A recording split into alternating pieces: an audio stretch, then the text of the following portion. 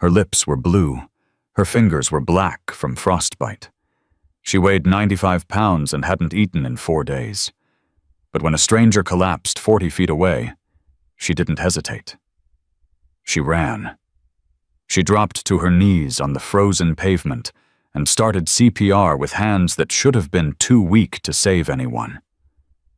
"It's what I'm trained for," she whispered. Then she collapsed into Jake Morrison's arms. A plastic bag fell from her torn pocket. Inside was a nursing license and $847,000 in medical debt. She was a healer. America left her to die in a parking lot. This is her story. Before we continue, please subscribe to the channel and follow this story to the very end. Comment the city you're watching from so I can see how far this story travels. Jake Hammer Morrison got the call at 11:31 p.m. "Jake, it's your mother. Your father collapsed. Chest pains. He's not responding. Ambulance is coming." His blood went cold. Mom, listen to me. Is he breathing? I don't know. Jake, please come." "I'm coming. Don't hang up. Keep talking to him." Jake threw on his leather vest, grabbed his keys, and was on his Harley in under 60 seconds. The January wind cut through him like broken glass. Temperature was 11 degrees. Roads were icy. He didn't care. His father was 68 years old. Vietnam veteran. The toughest man Jake had ever known. And right now that man was lying on his kitchen floor while Jake's mother screamed into the phone. He rode faster. Mercy General was 12 miles from his apartment. He made it in 9 minutes. A ride that should have killed him on those frozen roads. But Jake Morrison had buried his younger sister 3 years ago. Medical bankruptcy. A preventable infection that became unstoppable when she couldn't afford the antibiotics. He was not losing his father the same way. He was not losing anyone else. Jake pulled into the hospital parking lot at 11:47 p.m. His eyes scanned for the ambulance. Nothing. No lights. No sirens. Just an empty lot covered in snow. Where was the ambulance? He pulled out his phone. Called his mother. "Mom, where is he? Did they take him?" "They're not here yet, Jake. Traffic. There's an accident on the highway. They said 10 more minutes." 10 minutes. His father might not have 10 minutes. Jake started pacing, smoking, watching the road for lights. His hands wouldn't stop shaking. Every second felt like a lifetime. Then he heard something. Movement near the hospital's side entrance. A figure sitting up against the wall by a dumpster. Thin. Hunched. Wrapped in a coat that had stopped keeping anyone warm years ago. Homeless person, Jake thought. His mind barely registered it. He had bigger problems. Then his eyes caught something else. A man in his 60s stumbling from his car 40 feet away. Gray hair. Work jacket. He clutched his chest, took 3 steps, and went down hard on the ice. Jake started moving, but someone else was faster. The homeless figure exploded from the wall. A girl, skeletal thin. She sprinted across that parking lot like her life depended on it, dropped to her knees beside the fallen man, and her hands moved with precision Jake recognized. He'd spent 6 years in the Marines. He knew what trained hands looked like. This girl was trained. She checked the man's pulse, tilted his head back, started compressions. Perfect rhythm, perfect depth. Counting aloud. 1, 2, 3, 4. Jake reached them. "What do you need?" She didn't look up. Her voice cut through the freezing air with absolute authority. "Call 911. Tell them 60-year-old male cardiac arrest, CPR in progress. Then run inside. Red box on the wall by the ER entrance. AED. Bring it now." Go. Not a request, a command. Jake ran. The ER entrance was 200 feet away. He covered it in seconds. The red box was exactly where she said it would be. He grabbed the AED and ran back. When he returned, she was still working. 28-29-30. She tilted the man's head, delivered 2 rescue breaths. Back to compressions. Her whole body was shaking. Violent tremors. But her hands never faltered. Open it, she said without looking up. Turn it on. Follow the voice prompts. When it says clear, make sure no one's touching him. Jake fumbled with the AED. His hands were clumsy from cold and adrenaline. Come on, he muttered. The machine powered on. A calm, automated voice gave instructions. Apply pads to patient's bare chest. Jake pulled up the man's shirt, applied the pads. Analyzing heart rhythm. Do not touch the patient. The girl lifted her hands, scooted back. She was breathing hard. Her lips were blue. Actual blue. Jake had seen frostbite in the Marines. This girl was hypothermic. Shock advised. Charging. Stand clear. Clear, Jake said. He pressed the button. The man's body convulsed. Resume CPR, the machine instructed. She was back on him immediately. Compressions. Counting. 30 seconds later, the man gasped. His eyes fluttered. His chest started rising on its own. She checked his pulse, nodded slowly. He's back. You did good. Jake stared at her. I didn't do anything. You just saved his life. She finally looked at him. Her face was gaunt, cheekbones sharp as knives. Her lips were blue. 3 fingers on her left hand showed visible frostbite where gloves should have been. She couldn't have weighed more than 95 pounds. She looked like she was dying. It's what I'm trained for, she said quietly. Then her eyes rolled back and she collapsed. Jake caught her before she hit the pavement. She weighed nothing. Like catching a child. Like catching something fragile that the world had already broken. ER staff rushed out with a gurney for the cardiac patient. A nurse reached for the girl. Sir, we need to treat her too. She's hypothermic. She needs... I got her. Sir, she could have frostbite organ damage she needs. Something fell from the girl's coat pocket.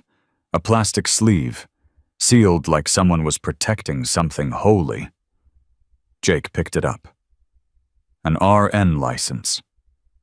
Emily Carter, registered nurse. The photo showed a young woman with bright eyes and a hopeful smile, nothing like the skeleton in his arms. And beneath the license-folded documents, medical bills. Jake's eyes scanned the numbers. $847,000. $847,000. His stomach dropped. He looked at the nurse standing in front of him, looked at the hospital behind her, looked at the girl in his arms who had just saved a stranger's life while dying of hypothermia. He knew exactly what would happen if he let them take her inside. They'd treat her. Then they'd bill her.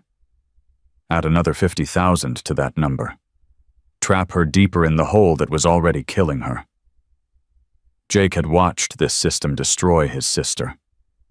He knew how it worked. He knew what these hospitals did to people without insurance. Not again. Not this girl. She's with me, Jake said. Sir, she needs medical attention. She could die without... I've got a paramedic in my club. She's coming with me. Jake lifted Emily carefully. She was unconscious, barely breathing. The nurse started to protest. Jake's voice went cold. My father's in an ambulance right now. Raymond Morrison, cardiac patient. He should be here any minute. You treat him. I'll handle her. He walked away before she could respond. His hands were shaking. His mind was racing. $847,000. A registered nurse. trained to save lives, reduced to sleeping by a hospital dumpster. How does this happen in America? Jake secured Emily on his motorcycle, wrapped her in his jacket. She was ice cold against him. He made 3 phone calls as he rode. First call, 11:58 p.m. Frost, I need you at the clubhouse. Now. Hypothermia patient. Unconscious female, early 20s. Bring your full kit. I'm 20 minutes out. Keep her core warm. Don't let her temperature drop any further. I got her. Second call, 12:02 a.m. Wolf, it's Hammer. I've got a case for you. Medical debt investigation. $847,000. It's going to make you sick. Silence on the other end. Who's the victim? Young nurse, homeless, nearly died saving a stranger tonight. I'll explain when you get to the clubhouse. I'm on my way. Third call, 05 a.m. Thunder, we've got a situation. I need to call in the chapter. Every brother. This one matters. Thomas Thunder Williams had been chapter president for 11 years. He'd seen a lot of situations. But something in Jake's voice made him pause. What happened? A girl saved a stranger's life in a hospital parking lot tonight. While she was doing it, she was dying of hypothermia. She's a registered nurse, Thunder. Licensed, trained. And the medical system turned her into a homeless person because of debt. $847,000. Thunder was quiet for a long moment. Bring her in. I'll make the calls. Jake rode 42 miles to the Iron Brotherhood clubhouse, the fastest 42 miles of his life. Emily stayed unconscious the whole way. When he pulled up, Frost was already waiting. Daniel Frost had been a paramedic for 18 years before joining the club. He'd saved more lives than he could count. Get her inside. Now! They moved fast. Cot, heated blankets, IV fluids. Frost worked with calm precision while Jake paced. How bad is it?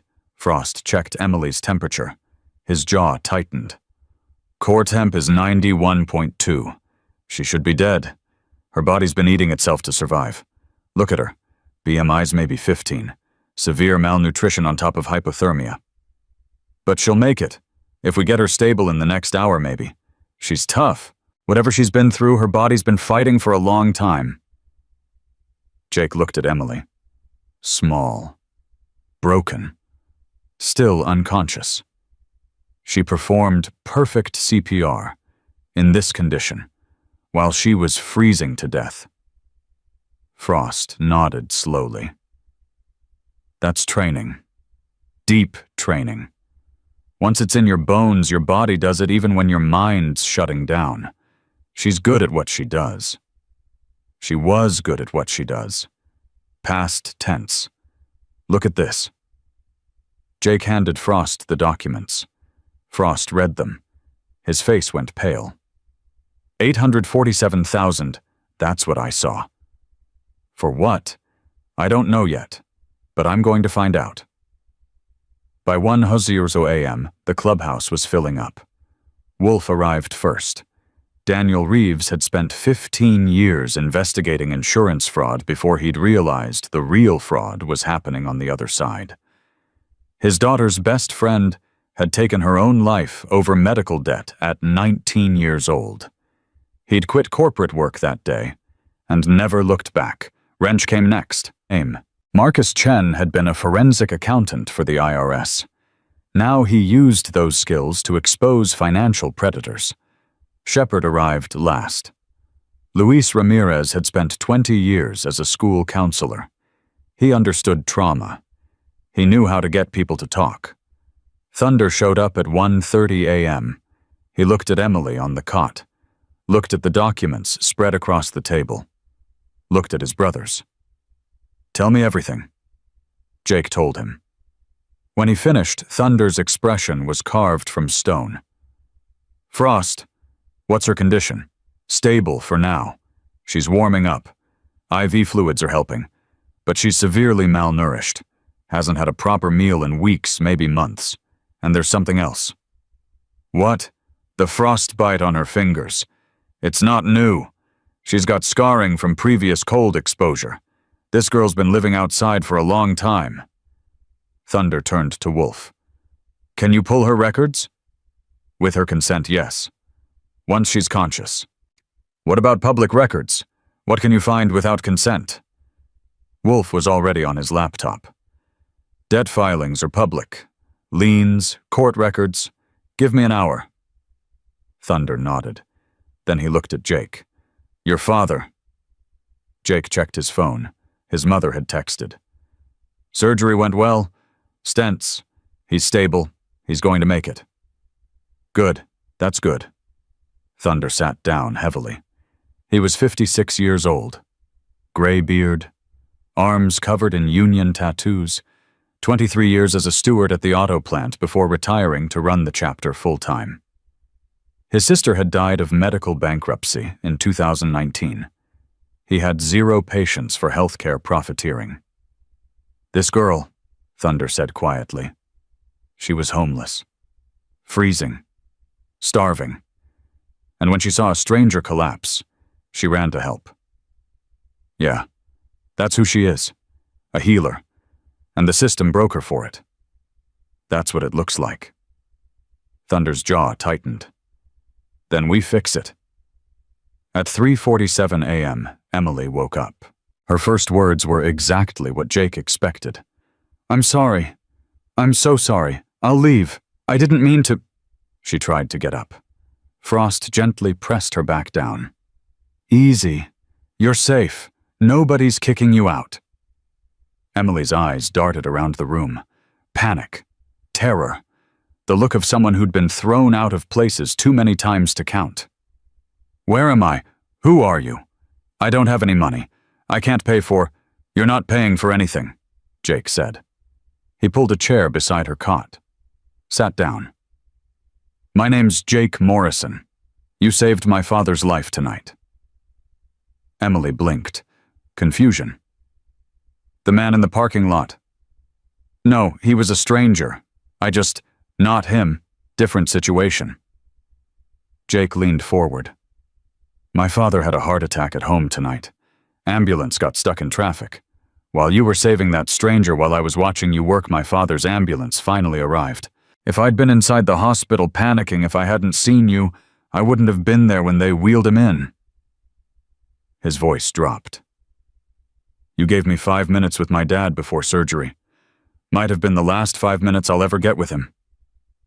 Emily's eyes filled with tears. Is he made it. Surgery went well. He's going to recover. Emily started crying. Really crying. Months of holding everything together, and this stranger's kindness shattered her. Jake put a hand on her shoulder. Here's the deal, Emily. You saved my family. Now my brothers are going to save yours.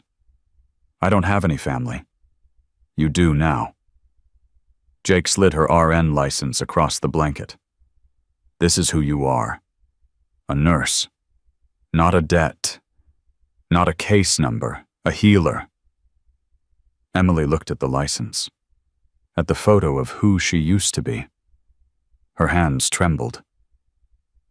That girl doesn't exist anymore.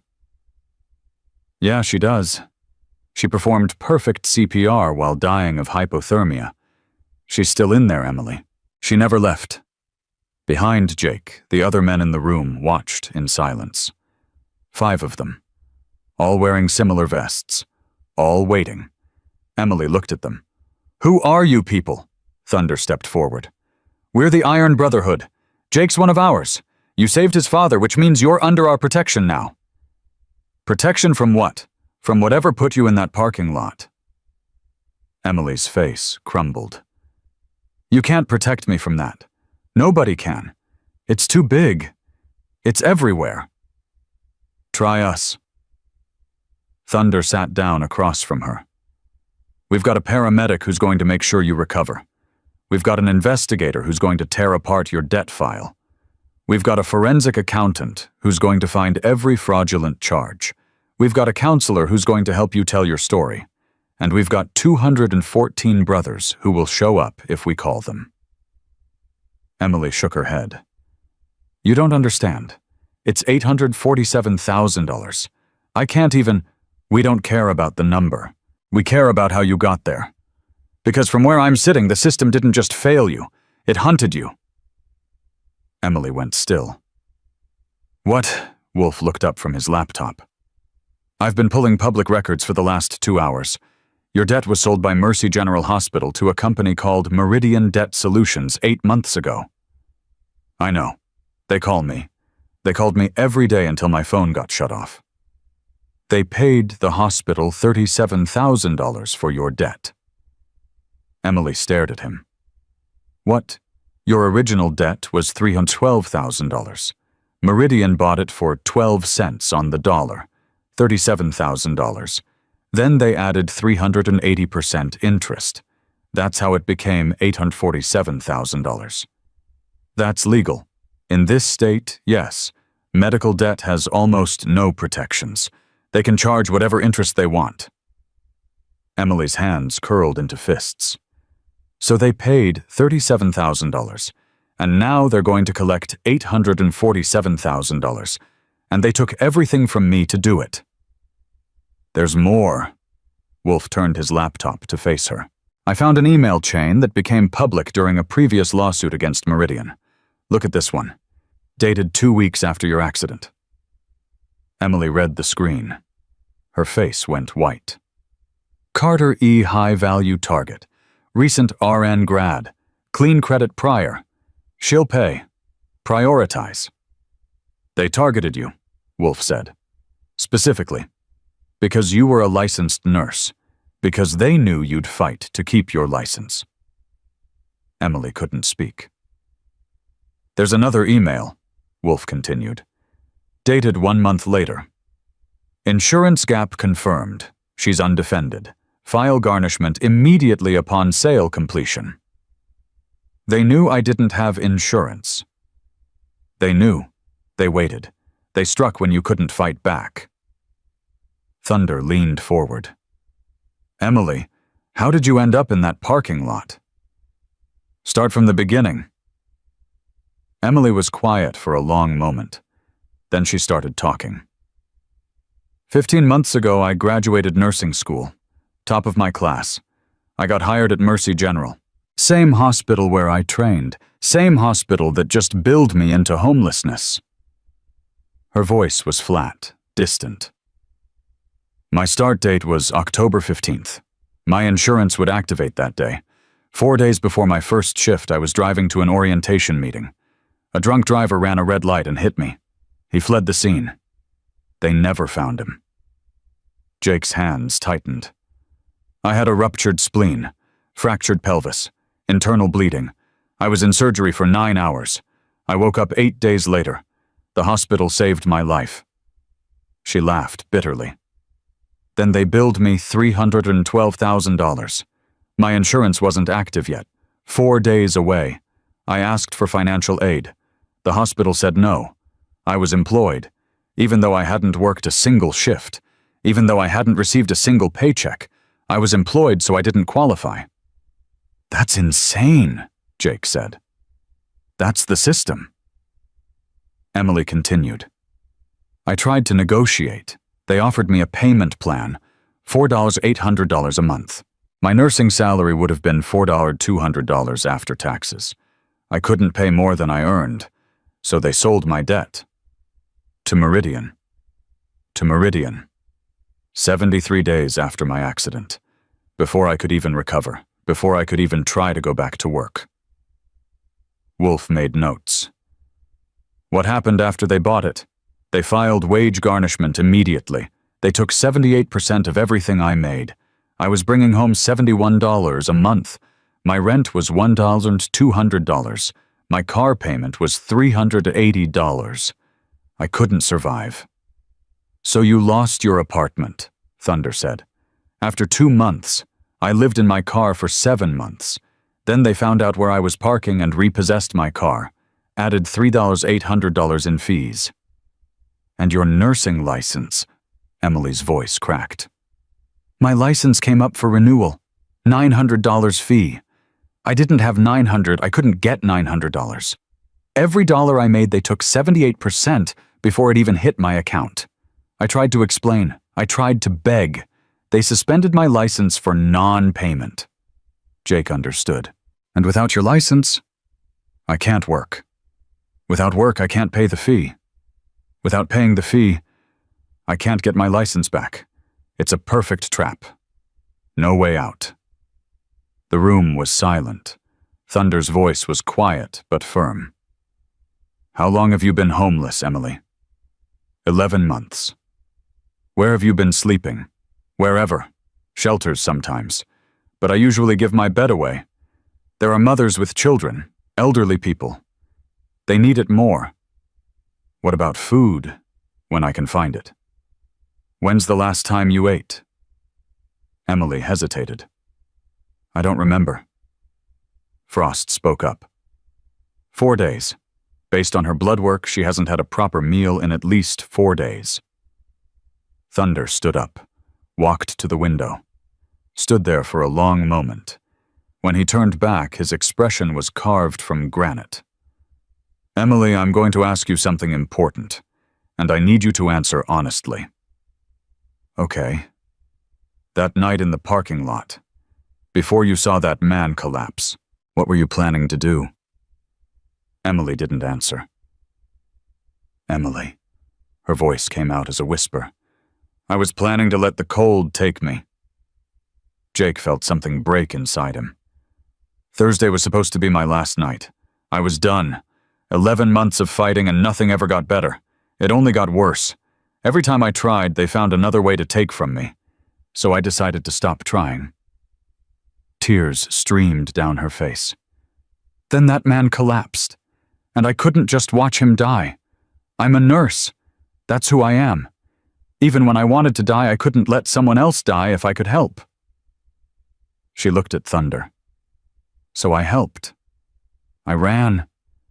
I did what I was trained to do, and then my body gave up. Thunder walked back to her cot. He knelt down so they were eye to eye. You listen to me. That system, the one that tried to kill you, we're going to tear it apart. Not just for you. For everyone else it's destroying. But I need you to do something for me first. What? I need you to stay alive long enough to see it happen. Can you do that? Emily looked at him. At Jake. At the other men who had gathered around a stranger in the middle of the night. Why do you care? You don't even know me. Because my sister died of medical bankruptcy 3 years ago. Because Jake's sister died of it 3 years ago. Because we've all lost someone to this system. And because you're a healer, Emily.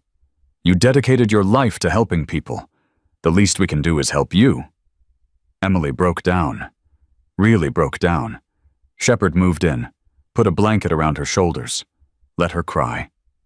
Jake stepped back, looked at Wolf. What else can you find? A lot. Give me until morning. Do it. Thunder gathered the others. Here's what's happening. Frost stays with Emily. Medical monitoring, counseling support when she's ready. Shepard, I need you to document her full story. Timeline, testimony, everything. We're building a legal case. Wolf Wrench, keep digging. I want to know everything about Meridian Debt Solutions. Who runs it? How it operates. Every victim they've destroyed. He looked at Jake. Your father's stable? Yeah. Good. Then you're with me. We're making some calls. By 6:00 a.m., the investigation was in full swing. Wolf had pulled 37 documents from public records. Wrench had mapped Meridian's corporate structure, and they'd made a discovery that would change everything. Emily Carter wasn't alone. There were 52 other victims, all young healthcare workers, all hit during job transitions, all targeted by the same collection agency, same hospital, same pattern, same systematic destruction. And it all led back to one name, Richard Blackwood, Regional Director of Meridian Debt Solutions. He made $380,000 a year plus commission. His division had collected $97 million in the past 12 months. And somewhere in his files was a training manual that called homelessness temporary leverage. Wolf looked at Thunder. This isn't one girl's bad luck.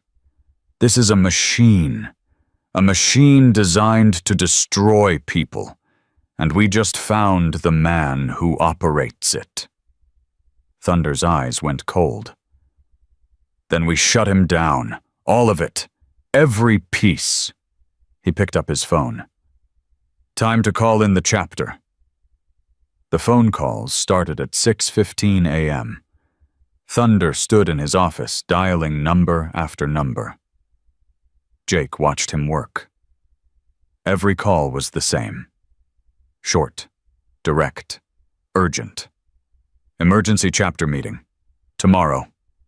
2 p.m. Clubhouse. Every brother within 100 miles. This one matters. By his 14th call, Thunder's voice was hoarse, but he kept going. Wolf burst through the door at 7:30 a.m. His face was pale. His hands were shaking. Thunder, Jake, you need to see this. They followed him to the main room where Wrench had set up 3 laptops. Documents covered every surface. Printouts, spreadsheets, highlighted pages. Emily was awake now, sitting up on her cot with a blanket wrapped around her shoulders. Shepard sat beside her. She looked terrified. What did you find? Thunder asked. Wolf pointed to the first laptop. I started with Emily's hospital bills, the original $312,000. I pulled every itemized charge. And it's fraud, straight up fraud. Emily leaned forward. What do you mean? Wolf turned the screen toward her. This line item. Emergency appendectomy. $47,000. Emily stared at it. Her face went white. I didn't have an appendectomy. I had spleen surgery. I know, but they billed you for it anyway. That's not possible. That's a completely different... There's more. Wolf scrolled down. Physical therapy consultation. $8,400. Dated October 19th. Emily's voice cracked. October 19th, I was in a medically induced coma. I couldn't even move. Neurological assessment. $12,000. Cardiac stress test. $6,800. Psychiatric evaluation. $4,200. I never had any of those. I was unconscious for 8 days. How could I have a psychiatric evaluation? Wolf sat back. Because they made it up. Conservative estimate $89,000 in phantom charges. Procedures that never happened. Services never rendered. They billed you for surgeries while you were in a coma, Emily. Thunder's jaw tightened so hard Jake could hear his teeth grinding. So, her actual medical debt should be what? Wrench pulled up a spreadsheet. If we remove the fraudulent charges we're looking at, approximately $223,000 for actual services rendered. Still astronomical for 8 days of care, but at least real. And Meridian bought it for $37,000, Jake said. Correct. They paid 12 cents on the dollar for debt that was already inflated by fraud. Then they added 380% interest. Then they garnished her wages, took her car, destroyed her credit, got her license suspended. Emily started crying again. I almost died. I almost let myself die. Over charges that never even happened. Shepard put his arm around her. Wolf's voice was gentle but firm. Emily, I need to ask you something important. When you got the original bill, did you dispute it? Did you request an itemized statement? I tried. I called the billing department 6 times. Every time they put me on hold for hours. Then they'd transfer me. Then the call would drop. I sent 3 letters. They never responded. And then Meridian bought the debt, and it was too late. It's not too late now, Thunder said. But it's been over a year. Fraud doesn't have a statute of limitations like that. especially not when we've got documentation. Wolf pulled up the second laptop. Now here's where it gets worse. I told you there were 52 other victims. I spent the last 4 hours pulling every public record I could find on Meridian's cases in this region. He turned the screen to show a spreadsheet with names, dates, amounts. 52 young healthcare workers, all hit by uninsured drivers, all during job transition periods when their insurance was inactive, all targeted by Meridian within 90 days of their accidents. Jake stared at the list. That's not coincidence. No, it's not. Wrench spoke up. I mapped the pattern. Every single victim fits the same profile. Recent graduate, licensed professional, clean credit history, 0 assets, maximum student loan debt. Why does that matter? Emily asked. Because it means you'll fight. Licensed professionals will do anything to keep their credentials. You'll pay until you have nothing left. Then you'll keep paying because you can't work without your license. Thunder picked up one of the printouts. They're hunting people who can't fight back. It's worse than that, Wolf said. They're hunting people who have no choice but to keep fighting. It's not just predatory. It's systematic. It's a business model. He pulled up a document on the third laptop. This is Meridian's internal training manual. It became public during a lawsuit in Indiana 3 years ago. Look at page 47. Thunder read aloud. Homelessness is a temporary leverage point. Do not reduce debt load. Maintain collection pressure. Family intervention occurs in 67% of cases within 6 months. The room went silent. They planned for her to become homeless, Jake said. They counted on it. Their projections actually factor in the homeless period. They assume the victim's family will eventually step in and pay to make it stop. Emily's voice was barely a whisper. I don't have family. My parents died when I was 16. I aged out of foster care. I have no one. Wolf nodded slowly. Which is why you fell through their projections. They expected someone to rescue you within 6 months. When no one did, they just kept squeezing. Thunder set down the document. Who runs this operation? Who's making these decisions? Wolf pulled up a corporate headshot. Richard Blackwood, Regional Director, 54 years old, oversees Meridian's Midwest Division. His territory covers Ohio, Michigan, Indiana, Illinois. The photo showed a man in an expensive suit, professional smile, silver hair, perfectly styled. He makes $380,000 base salary plus 14% commission on collections. Last year, his division brought in $97 million. $97 million, Thunder repeated. From destroying people like Emily, from hunting young healthcare workers during the most vulnerable moments of their lives. Jake felt his hands forming fists. Where does he live? Suburb outside Columbus. $1.4 million house. Gated community. Wife. 2 kids. Golden retriever. Of course, Wolf continued. He's a church deacon. Coaches youth baseball. Donates to children's hospitals. Emily laughed bitterly. He donates to hospitals. He destroys people to pay for hospital donations. The irony isn't lost on me. Thunder turned to Emily. I need to ask you something difficult. Will you testify publicly about everything that happened to you? Emily hesitated. I don't know if I can. I understand, but here's the truth. We can investigate all we want. We can expose every fraudulent charge. But without a human face, without someone willing to stand up and tell their story, it's just numbers on paper. Numbers don't change anything. Stories do. Emily looked at her hands, the frostbite scars on her fingers. I've spent 11 months trying to disappear, trying to become invisible. And now you want me to stand in front of the world and say, here I am, this is what they did to me. Yes. Why would anyone care? I'm nobody. Jake spoke up. You're not nobody. You're a nurse who saved a stranger's life while dying of hypothermia. You're the human cost of a system that's killing healers for profit.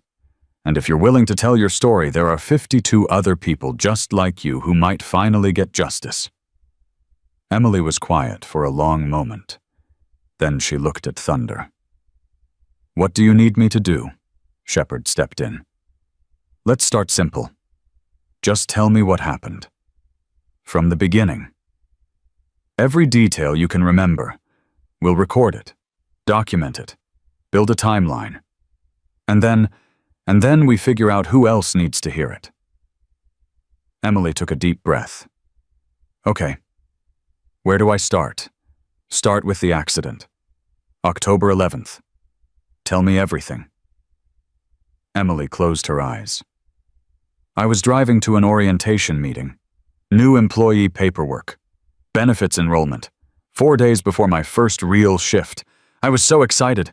I had my scrubs in the back seat. I was going to put them on for the first time. Her voice steadied as she spoke. The light was green. I remember that. Green light. I was going through the intersection, and then there was this sound. Metal. Glass. The whole world spun. Shepard recorded everything. When I woke up, I was in the hospital. My hospital. The same ER where I was supposed to work. The nurses who would have been my colleagues were treating me. One of them was crying when she checked my vitals. Do you remember her name? Rachel. Dr. Rachel Nguyen. She was the attending physician. She held my hand when I woke up. She said, "You're going to be okay. We took care of you." Emily opened her eyes. They did take care of me. The medical team. They saved my life. It's not the doctors and nurses who destroyed me. It's the system behind them. The billing department, the administrators, the collection agencies. What happened when you got the bill? 73 days after my accident. I was still recovering, still in pain, still going to physical therapy. I got an envelope in the mail. $312,000. What did you do? I called the hospital. I asked about financial assistance. The woman on the phone asked if I was employed. I said yes, technically, but I hadn't started work yet. She said I didn't qualify. Did you appeal? 3 times. Denied every time. Same reason. Employment status. What about payment plans? They offered $4,800 a month.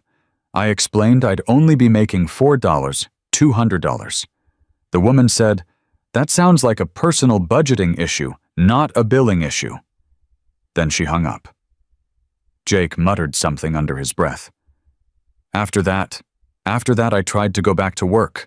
I pushed through the pain. I started my job. For 6 weeks, I thought maybe I could make it work. Pay down the debt. Keep my apartment. Stay alive. What happened? Meridian happened. They bought my debt and filed for wage garnishment the same week. I got my first paycheck, $4,200. After garnishment, I took home $71. $71. $71. My rent was $1,200. My car payment was $380. My phone was $85. Utilities, food, medicine for the pain that never went away. She laughed bitterly. I remember sitting in my apartment that night looking at that paycheck, doing the math over and over. Like if I just calculated it differently, the numbers would change. But they never did. How long before you lost the apartment? 2 months. I couldn't pay rent. I couldn't pay anything. The landlord tried to work with me. He really did. But eventually he had to evict me. He cried when he handed me the papers. Where did you go? My car. I lived in my car for 7 months. Parked in different places every night so no one would notice. Hospital parking garages were the warmest. The irony, right, living in the parking lot of the hospital that billed me into homelessness. Shepard's voice was soft. How did they find your car? I don't know. Maybe license plate recognition. Maybe they tracked my phone before it got shut off. One morning I woke up and there was a tow truck. They took everything. My car, my clothes, my nursing textbooks, everything I had left in the world. Everything except your license.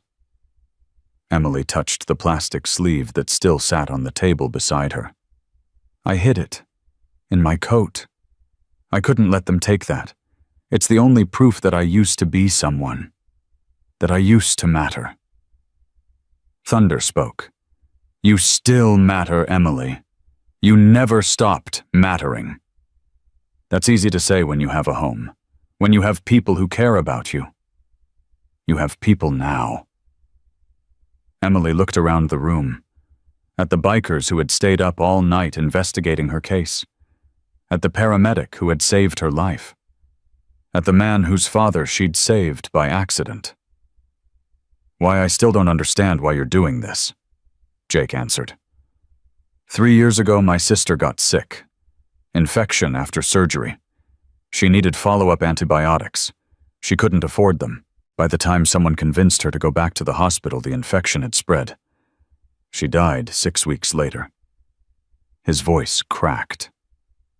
She was 34 years old. She was a teacher. She dedicated her whole life to helping kids.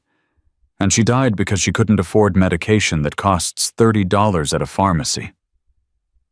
Emily watched him. After that, I joined the Brotherhood, because Thunder lost his sister the same way, because half the guys in this room have lost someone to the same broken system. We can't bring them back, but we can fight for the people who are still here. He met her eyes. You're still here, Emily. You're still fighting. That's why we care. Emily was crying again, but this time it wasn't despair. It was something else, something she'd forgotten how to feel. Hope. Thunder's phone buzzed. He checked it and looked up. That's the last confirmation. Chapter meeting is set. Tomorrow 2 p.m. Every brother within 100 miles. 214 riders confirmed. He turned to Emily. You've got one job between now and then. Eat. Rest. Recover. Let Frost take care of you. And then we vote on full mobilization. If the chapter agrees, we go to war. Legal war. Media war. Political war. What if they vote no? Thunder smiled, but there was no humor in it. They won't. At 9 a.m., Wolf made his first official call of the investigation. Dr. Rachel Nguyen answered on the second ring. Who is this? Dr. Nguyen, my name is Daniel Reeves. I'm calling about Emily Carter. Silence on the other end. Are you a debt collector? No, ma'am. I'm the opposite. I'm trying to help her. Another pause. Is she alive? Yes, she's alive. Dr. Nguyen exhaled. Thank God. I've been trying to find her for months. I saw her sleeping in the parking garage last fall. I didn't recognize her at first. She'd lost so much weight. When I realized who she was, I tried to help. Offered money. Medical care. She refused everything. Why did she refuse? She said the collectors would seize any money I gave her through court order. She said getting treated at the hospital would just add to her debt. She was terrified of being helped because help always came with strings. Wolf took notes. Dr. Nguyen, would you be willing to testify about her condition, about what you witnessed? Absolutely, without hesitation. I need to warn you. This could make things difficult for you at the hospital. You'd be going against your employer. My employer billed a 23-year-old nurse into homelessness and watched her slowly die in their parking lot. I took an oath to protect life. That includes protecting people from systems that kill them. Wolf felt something loosen in his chest. We'll be in touch, Dr. Nguyen. Wait, is she really okay, Emily? She's recovering, malnourished, hypothermic, but she's going to make it. Tell her something for me. Tell her I never stopped looking for her. Tell her I'm sorry I couldn't do more. I'll tell her. Wolf hung up and looked at Wrench. That's one witness. Who's next? Wrench pulled up another name. Security guard at Mercy General. Marcus Thompson. 28 years on the job. Records show he filed 2 incident reports about debt collectors harassing a visitor on hospital property. When? 4 months ago, and 6 weeks ago. Wolf dialed. Marcus Thompson answered on the 4th ring. His voice was tired. Night shift just ending. Mr. Thompson, I'm calling about Emily Carter. The line went quiet. Is she dead? No, she's alive. I thought for sure she was dead. I stopped seeing her around Thanksgiving. Figured the cold finally got her. She almost died 3 nights ago. Some people found her in time. Thank God. That girl, she never hurt anyone. Every time I found her sleeping in the ER waiting room, she was so apologetic. Always offered to leave. I let her stay because it was 20 degrees outside and she weighed nothing. You filed incident reports about debt collectors. Marcus's voice hardened. Yeah, I did. Twice. 2 men in suits. They cornered her by the coffee stand. I couldn't hear everything, but I heard enough. What did you hear? One of them said, "You can't hide from this. We'll garnish every dollar you ever make for the rest of your life." Emily was shaking. She said she didn't have anything left to take. The guy laughed. Actually laughed. Wolf felt his jaw clench. What happened to the incident reports? Nothing. I followed up a week later. My supervisor told me to drop it. Said the men were from a legitimate collection agency with legal right to contact debtors on public property.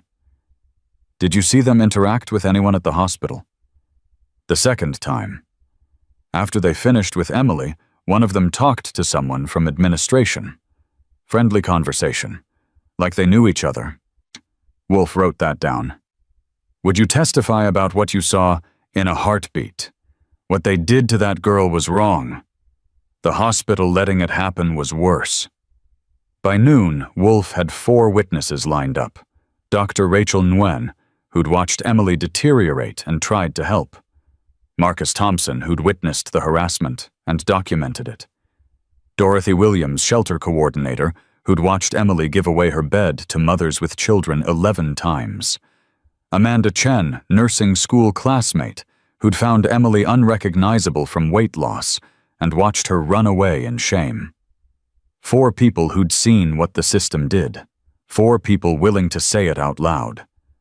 But the most devastating testimony came from someone Wolf hadn't expected. At 3 p.m., his phone rang. Unknown number. Is this the investigator? The one looking into Meridian. Wolf straightened. Who is this? My name is Patricia Goodwin. I used to work at Meridian Debt Solutions. Regional office. I was Richard Blackwood's assistant for 3 years. Wolf's heart stopped. Ms. Goodwin, why are you calling me? Because I quit 6 months ago. Because I couldn't do it anymore. Because every night I go home and see their faces. All the people we destroyed. All the lives we ended. Her voice cracked. I have documents, internal emails, training materials, commission structures. Everything. Why didn't you go to the authorities? I tried. I went to the state attorney general. They told me Meridian's practices were technically legal under Ohio law. Nothing they could do. But you kept the documents. I kept everything. I've been waiting for someone to care enough to do something about it. Wolf looked at Thunder, who had been listening from across the room. Ms. Goodwin, can you meet with us tomorrow before 2 p.m.? I can meet you in an hour. Wolf covered the phone. Thunder, we've got a whistleblower. Blackwood's former assistant. She has everything. Thunder's eyes went wide. Get her here, now! Patricia Goodwin arrived at the clubhouse at 4:30 p.m. She was 51 years old. Gray hair. Tired eyes. She carried 2 boxes of documents. I worked for Richard Blackwood for 3 years, she said. I processed the cases. I made the calls. I filed the garnishments. She looked at Emily, who was watching from her cot. I processed your case. I remember your name. Carter Emily. High-value target. I typed those words. I flagged your file. Emily stared at her. Patricia started crying. I am so sorry. I knew what we were doing was wrong. I knew we were destroying people. But I needed the job. I needed the health insurance. My husband has diabetes. Without insurance, we couldn't afford his medication. She laughed bitterly. Isn't that funny? I destroyed people over medical debt so I could keep health insurance for my own family. I'm part of the same broken system I was helping to break. Thunder stepped forward. Miss Goodwin. The documents. What do they show? Patricia opened the first box. Everything. Targeting criteria. Collection quotas. Commission structures. Internal emails celebrating when victims lost their homes, when they declared bankruptcy, when they gave up. She pulled out a folder. And this is the worst part. This is what made me quit. She handed it to Thunder. He opened it. His face went gray. What is it? Jake asked. Thunder's voice was barely a whisper. It's a list. 17 names, all young healthcare workers, all former Meridian victims. He looked up. They're all dead. Suicide, every single one. The room went absolutely silent. Emily made a sound, a small, broken sound. 17 people, Thunder said. 17 people killed themselves because of what this company did to them, and Meridian has a spreadsheet tracking it. Patricia nodded. They call it account closure through client termination. They have a code for it, CT7. When someone dies, they close the file and move on. They have a code for suicide victims. They have a code for everything.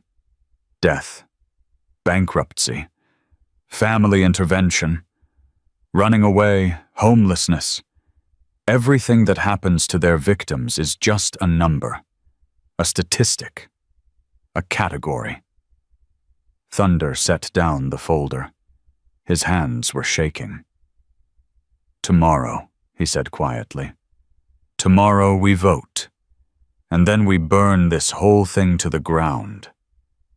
The night before the vote, Emily couldn't sleep. She lay on her cot in the clubhouse staring at the ceiling. Frost had checked her vitals at midnight. Temperature normal. Blood pressure stable. 6 pounds heavier than when Jake had carried her through that door. But her mind wouldn't stop. 17 people. 17 names on a spreadsheet. 17 graves because of a company that had a code for suicide. She kept thinking about how close she'd come to being number 18. At 3 a.m. she heard footsteps. Jake appeared with 2 cups of coffee. Can't sleep either. Emily sat up, took the cup. How do you do it? How do you carry something like this and keep moving?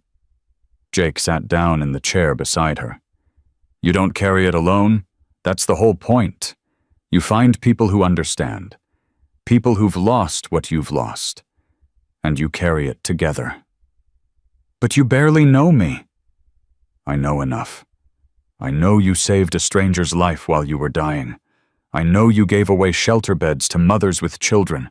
I know you kept your nursing textbooks in a waterproof bag because you couldn't bear to let go of who you used to be. Emily's eyes filled with tears. I'm scared. Of what? Of tomorrow. Of standing up in front of all those people. Of telling my story out loud. What if they don't believe me? What if they think I'm just making excuses for my own failures? Jake set down his coffee. Emily, 214 men are driving through the night to be here tomorrow. Some of them are riding 3 hours in January cold. They're not coming because they doubt you. They're coming because they believe you. Why, they've never even met me. Because every single one of them has lost someone to this system. Every single one of them knows what it feels like to watch someone they love get destroyed by debt they couldn't control. You're not alone in this. You never were. Emily wiped her eyes. What if we lose? What if Meridian is too powerful? What if nothing changes?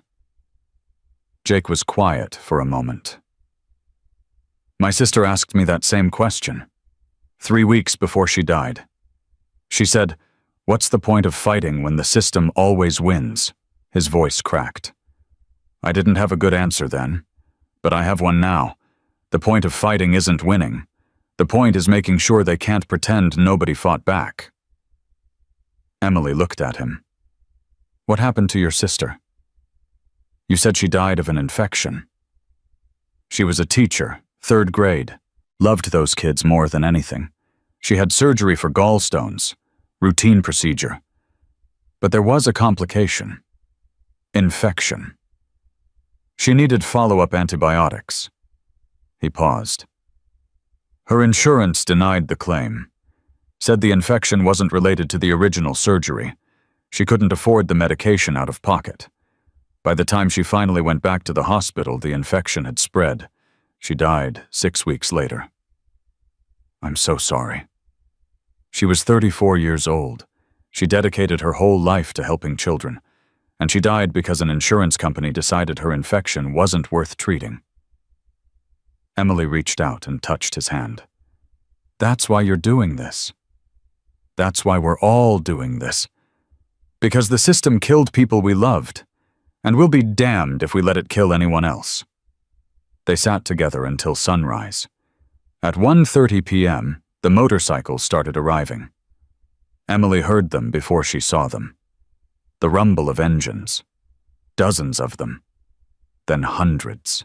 She walked to the window and looked out. The parking lot was filling up. Row after row of bikes. Men in leather vests climbing off, shaking hands, slapping backs. Some of them looked like they'd been riding all night. How many? She asked. Thunder appeared beside her. 214 confirmed. Looks like we got a few extras. Word travels fast when something matters. Emily watched the men gathering outside. They all came for me. They came for what you represent. A system that destroys the people trying to heal us. They came because it's wrong, and because they can do something about it. At exactly 2 p.m., Thunder called the meeting to order. The main room was packed. Men stood shoulder to shoulder, pressed against walls, filling every inch of space. Emily had never seen anything like it. Thunder stood at the front. Behind him, a projector displayed Emily's RN license photo. Young, smiling, full of hope. Next to it, a photo from 3 nights ago. Skeletal, frostbitten, barely alive. This is Emily Carter, Thunder said. 3 nights ago, she saved a stranger's life in a hospital parking lot while dying of hypothermia. She's 23 years old. She's a registered nurse. She graduated nursing school with honors 15 months ago. She wanted to spend her life helping people. He clicked to the next slide. Her medical bills. This is what the system did to her. $312,000 in bills for emergency surgery after a drunk driver hit her. Driver fled the scene. No insurance. Emily's hospital insurance hadn't activated yet. 4 days away. Hospital denied financial aid because she was employed even though she hadn't received a single paycheck. The room was silent. Hospital sold her debt to Meridian Debt Solutions for 12 cents on the dollar. Meridian added 380% interest. They garnished 78% of her wages before her first paycheck cleared. They repossessed her car. They got her nursing license suspended when she couldn't pay a $900 administrative fee. He clicked to the next slide. Richard Blackwood's photo. This is the man who runs the division that targeted her. Richard Blackwood. Makes $380,000 a year plus 14% commission on collections. His division made $97 million last year by doing this to young healthcare workers. Thunder paused. We've identified 52 other victims. All the same pattern. All young nurses, paramedics, medical techs, all hit during job transitions. all targeted specifically because they're licensed professionals who will do anything to keep their credentials. He clicked one more time. The screen showed a list. 17 names. Dates of death. And this is what Meridian doesn't want anyone to know. 17 former victims, all dead. Suicide. Every single one. Meridian has a code for it in their system. CT7. Client termination. Someone in the crowd muttered an obscenity. They don't just destroy people's finances. They destroy their will to live, and then they file it away like a completed transaction. Thunder turned to face the chapter. I'm asking for a vote on full chapter mobilization, legal investigation, media exposure, political advocacy, community support. We don't stop until Meridian is shut down and every single one of those 52 victims gets justice. He paused. This will take months, maybe years. It'll cost us money, time, energy. It might put targets on our backs from a corporation with very deep pockets. His voice hardened. But here's what I know. Emily Carter saved Jake's father's life while she was dying. She's a healer. And this system is killing healers for profit. If we don't stand up for people like her, then what the hell are we doing wearing these vests? The room stayed quiet for 3 seconds. Then Frost stood up. I'm in. Wolf stood. In. Wrench stood. All the way in. One by one, every man in that room rose to his feet. Not a single person stayed seated. 231 men voting with their bodies. Thunder looked at Jake. Jake was crying. All right then, Thunder said quietly. Let's go save a nurse and break a system. The first legal move happened Monday morning at 8 a.m. Wolf had spent the entire weekend coordinating with a pro bono legal team from Cleveland. 3 lawyers who specialized in medical debt cases. They'd reviewed the evidence, analyzed the documents, prepared the filings. Emergency injunction, Wolf explained to Emily. We're asking the court to freeze all collection activity on your account pending investigation of fraud. Will it work? We've got phantom billing charges, internal emails proving you were targeted, a pattern of 52 identical cases, a whistleblower with boxes of documents. He met her eyes. It'll work. At 9:15 a.m., the lawyers filed the paperwork. At 10:30 a.m., they added a class action component. 52 victims, all represented. At 11:45 a.m., Wolf called the Ohio Attorney General's office. I have evidence of systematic consumer fraud by a debt collection agency, targeting of healthcare workers, fraudulent billing, predatory interest rates, and a spreadsheet tracking 17 suicide victims. The AG's office assigned an investigator by noon.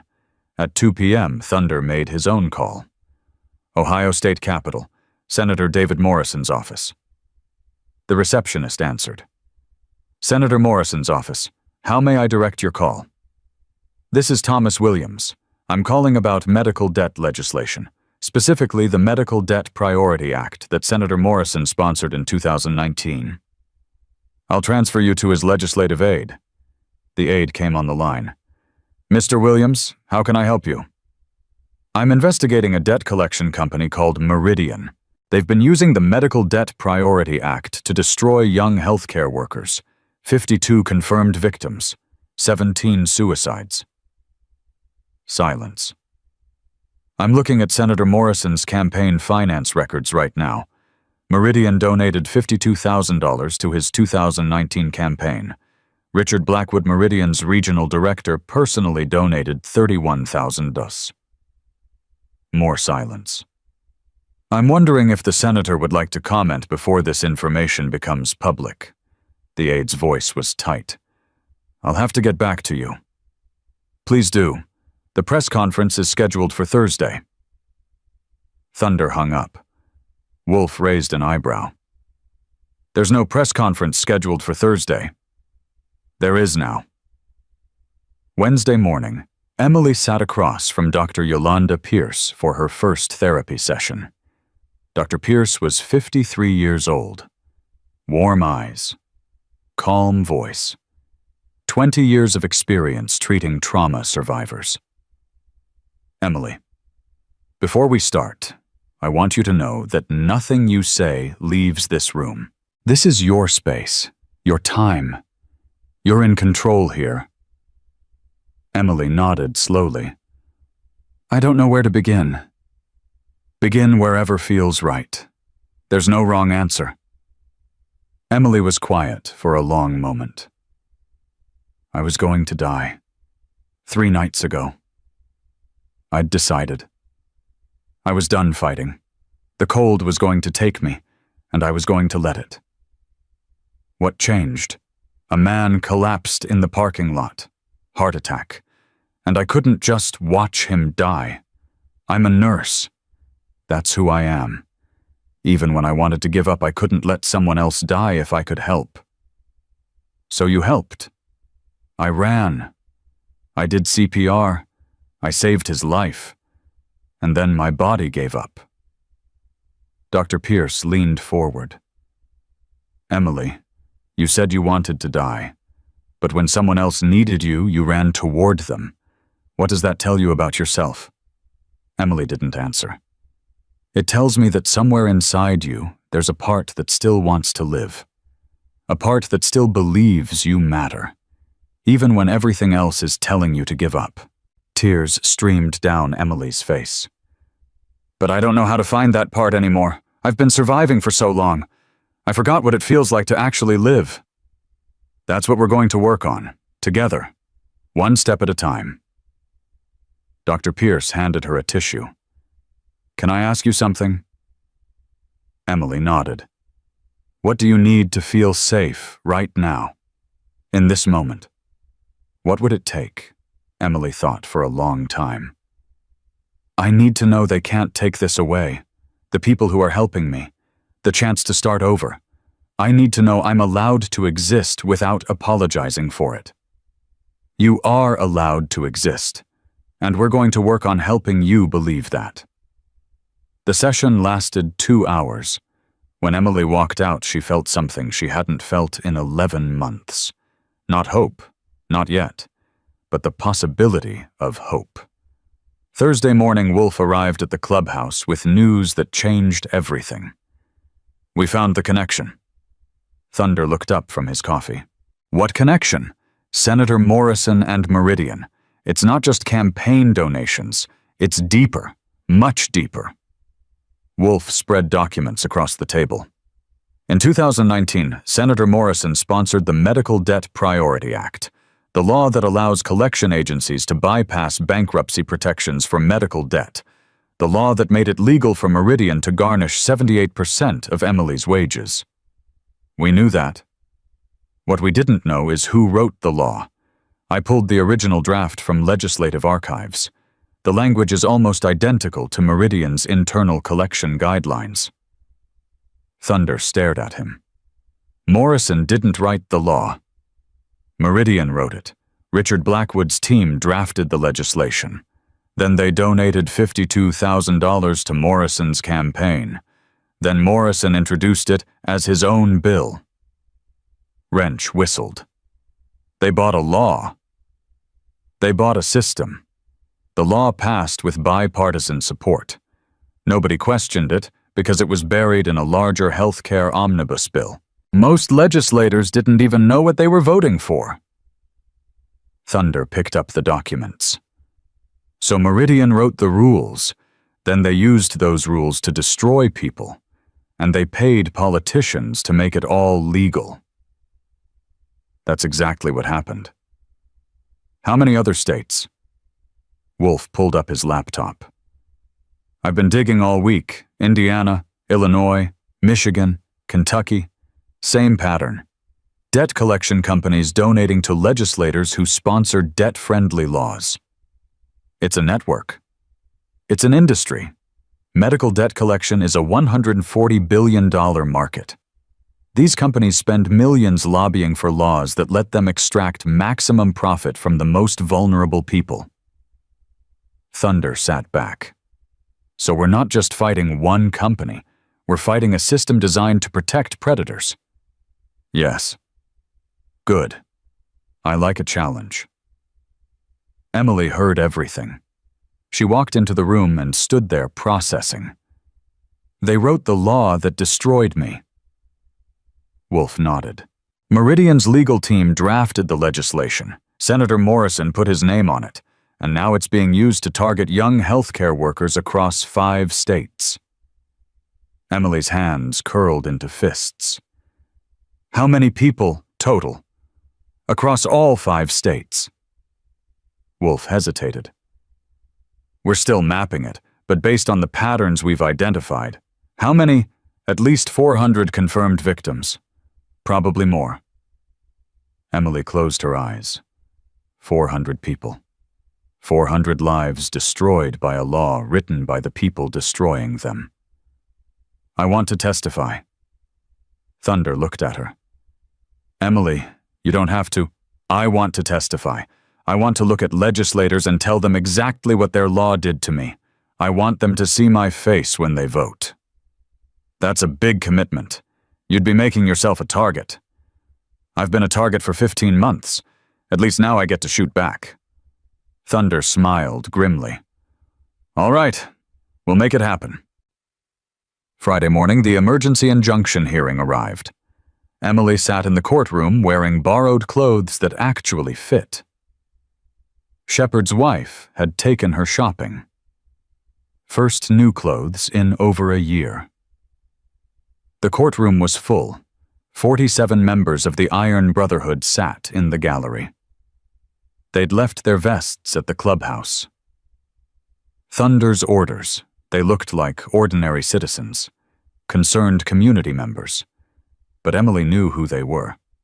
Her army. Across the aisle, Richard Blackwood sat with 3 corporate lawyers. He wore an expensive suit, perfect hair, confident posture. He hadn't looked at Emily once. Judge Patricia Chen presided. 61 years old, 22 years on the bench, known for her impatience with corporate lawyers. We're here on an emergency motion to freeze collection activity on the account of Emily Carter, pending investigation of fraudulent billing practices. Counsel for the plaintiff, you may proceed. Emily's lawyer stood. Your Honor, we have documented evidence of systematic fraud by Meridian Debt Solutions. The plaintiff's original hospital bill of $312,000 included $89,000 in phantom charges, procedures that were never performed, services never rendered. She handed documents to the clerk. We have itemized billing showing an appendectomy charged to a patient who never had an appendectomy. Physical therapy consultations dated during a period when the patient was in a medically induced coma. Psychiatric evaluations that never occurred. Judge Chen reviewed the documents. Continue. Furthermore, we have internal emails from Meridian showing that Ms. Carter was specifically targeted because of her status as a licensed nurse. The emails use phrases like high-value target and she'll pay because she needs her license. The lawyer pulled up another document. We also have evidence of a pattern. 52 other victims across Ohio, all young healthcare workers, all targeted using identical methods. And Your Honor, we have documentation of 17 former Meridian victims who died by suicide. The courtroom stirred. Meridian has an internal code for these deaths. CT7. Client termination. They track suicide victims like business metrics. Judge Chen's face hardened. Counsel for the defense. Response. Meridian's lead lawyer stood. Smooth voice. Practiced calm. Your Honor, while we sympathize with Ms. Carter's situation, Meridian Debt Solutions acted within the full bounds of Ohio law. The interest rate wage garnishment and collection procedures were all legally authorized. We purchased legitimate debt from a hospital and pursued standard collection practices. Standard practices, Judge Chen repeated.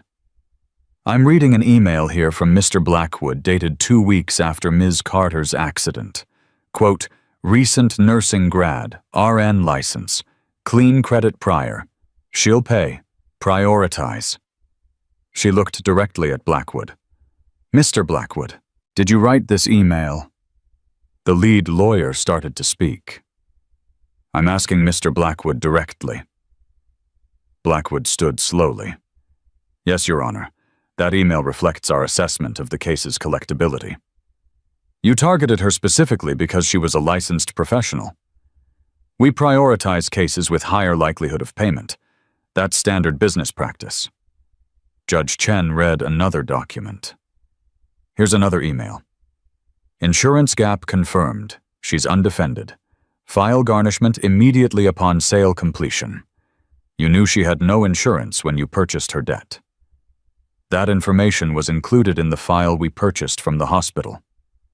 And you proceeded to garnish 78% of her wages despite knowing this would make it impossible for her to afford housing. The garnishment rate is set by Ohio statute, Your Honor. But the decision to pursue maximum garnishment was yours. Blackwood said nothing. Judge Chen set down the papers. I've reviewed the evidence presented by both parties. I've also received additional documentation from the Ohio Attorney General's office. 52 cases with identical patterns. Young healthcare workers targeted by your division. All driven into financial collapse. She looked at Blackwood. This isn't standard collection practice, Mr. Blackwood. This is systematic predation. She turned to Emily. Ms. Carter, would you like to address the court? Emily stood. Her legs were shaking, but her voice was steady. Your Honor, 15 months ago I graduated nursing school. I wanted to spend my life helping people. I got hit by a drunk driver 4 days before my insurance activated. The hospital saved my life. Then they billed me into homelessness. She looked at Blackwood. I've been sleeping in parking garages, in stairwells. I've given away my shelter bed to mothers with children because I thought they deserved warmth more than I did. I almost died 3 weeks ago. I was ready to let the cold take me. Her voice cracked. Then I saved a stranger's life, and strangers saved mine. And now I'm standing here asking the court to stop the people who did this to me from doing it to anyone else. She held up her old nursing license. This is who I am. A nurse. A healer. Not a number. Not a case file. Not a high-value target. A human being who wanted to help people. She looked at the judge. Please, don't let them destroy anyone else. Judge Chen was quiet for a long moment. The emergency injunction is granted. All collection activity on Ms. Carter's account is frozen pending completion of the fraud investigation. Meridian Debt Solutions is prohibited from contacting Ms. Carter or garnishing any future wages. Emily exhaled. Furthermore, I'm ordering Meridian to provide the court with complete files on all 52 cases identified by the Attorney General within 10 business days. If the fraud allegations are substantiated, this court will consider sanctions including debt forgiveness and punitive damages. She looked at Blackwood. Mr. Blackwood, you may want to consult with your legal team about your personal liability in this matter. The gavel came down. Court is adjourned. Emily walked out of that courthouse with Thunder on one side and Jake on the other. The January sun was bright, cold, clean. She stopped on the steps, closed her eyes, felt the warmth on her face. It's not over, Thunder said gently. I know. Emily opened her eyes. But for the first time in 11 months, they can't hurt me. She looked at Jake. That's enough for today. Behind them, 47 men in ordinary clothes walked out of the courthouse. They didn't say anything. They didn't need to. Emily Carter wasn't fighting alone anymore. The victory lasted exactly 18 hours. Emily woke up Saturday morning to Shepard shaking her shoulder. "Emily, wake up. Something happened." She sat up, heart pounding. What's wrong?" Meridian filed an appeal. Emergency motion. They're claiming the injunction was based on falsified evidence. Emily's blood went cold. Falsified everything we showed them was real. They're saying the whistleblower documents are forged. They're saying Patricia Goodwin fabricated evidence to harm the company. That's insane. She worked there for 3 years. She has emails, training manuals. They're also filing a defamation suit. Against you, against Thunder, against the entire chapter. Emily couldn't breathe. They're suing us, $47 million, for damaging their reputation and interfering with their business operations. Thunder appeared in the doorway. "Get dressed. We're having an emergency meeting in 20 minutes. The clubhouse was chaos. Wolf paced back and forth, phone pressed to his ear. Wrench typed furiously on his laptop. The lawyers had arrived at 6 a.m. and hadn't stopped talking since. Thunder stood at the center of it all, calm as stone. "Talk to me. What are we dealing with?" The lead attorney, a woman named Sandra Chen, spread papers across the table. "Meridian is pulling out every weapon they have. The appeal claims Judge Chen was biased. The defamation suit is designed to bury you in legal fees. And they've filed a motion to seal all the documents Patricia provided claiming trade secrets. Can they do that? They can try. The appeal will probably fail. The evidence is solid. But the defamation suit could drag on for years. Legal fees alone could bankrupt the chapter." Thunder's jaw tightened. "What about the Attorney General investigation?" "Still moving forward, but Meridian has lobbyists. They're already pressuring the AG's office to drop the case." Emily felt sick. "So they're going to get away with it, after everything?" "No." Thunder's voice was absolute. "They're not getting away with anything. They're just fighting back. We expected this. Did we expect a $47 million lawsuit? We expected them to try to destroy us. That's what predators do when you corner them. They lash out." He turned to Sandra. "What's our best move? We need to go public, fast, before Meridian controls the narrative. If this becomes a media story, they can't bury it in courts." "How fast?" "Today, now. We need Emily's story in front of cameras before the sun goes down." Emily's hands started shaking. "I'm not ready. I can't." "Emily." Thunder knelt beside her. "I know this is terrifying, but right now silence is their weapon.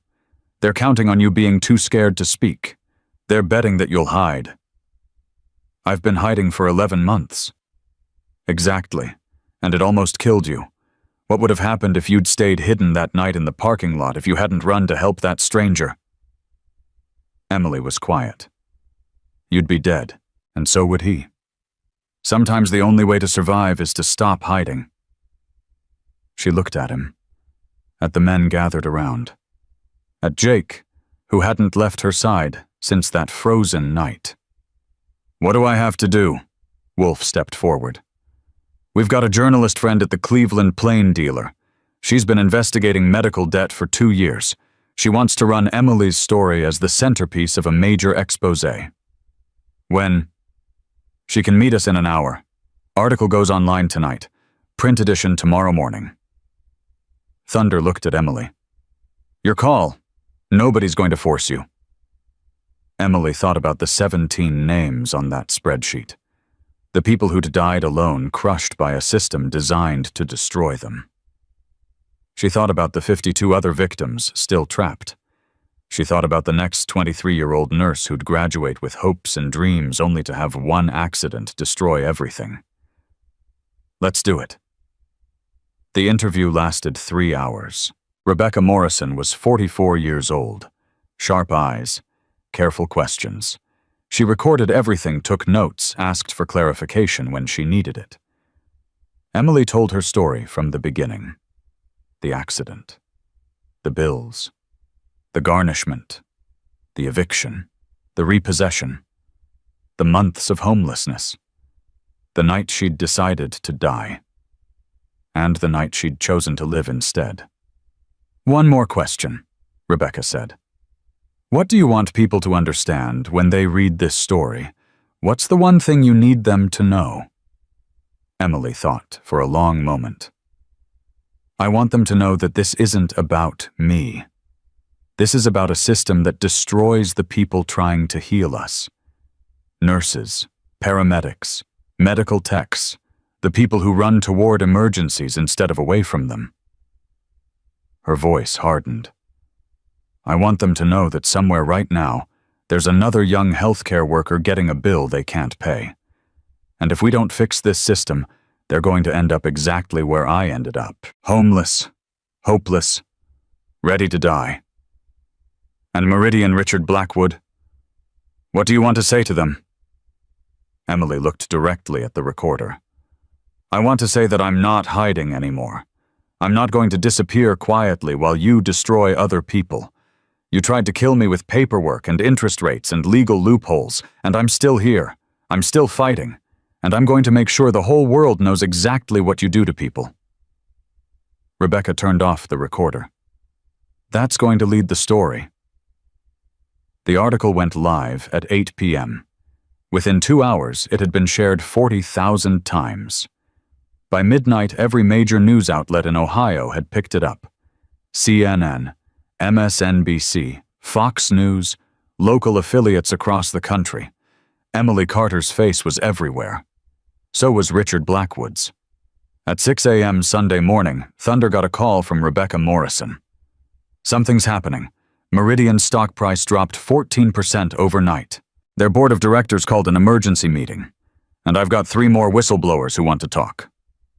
3 more former employees. They saw the article and reached out.